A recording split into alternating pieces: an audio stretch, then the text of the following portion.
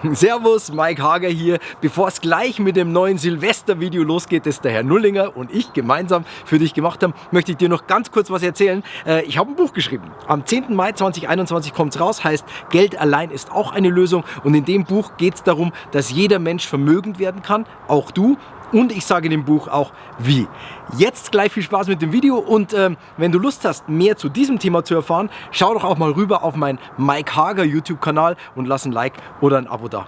Und jetzt gutes neues Jahr und viel Spaß mit Leberkas. Fürs neue Jahr wünsch ich mir was.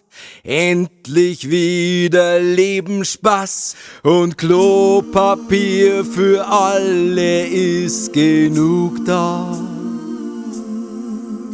Die Kneipen machen wieder auf, das normale Leben nimmt seinen Lauf und Masken braucht man gar nicht mehr in dem Jahr.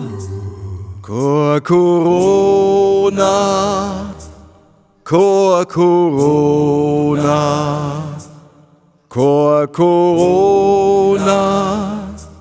so wie's früher war.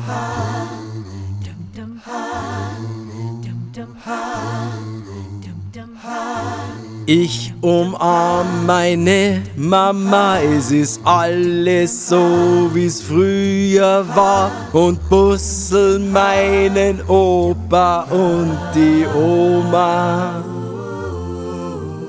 Fürs neue Jahr, da wünsch ich mir, wir saufen ohne Abstand Bier und treffen alle Freunde so wie früher. Corona,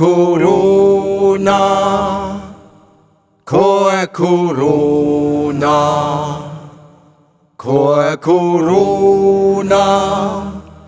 so wie's früher war. Auf ein gutes neues Jahr. Ohne Corona.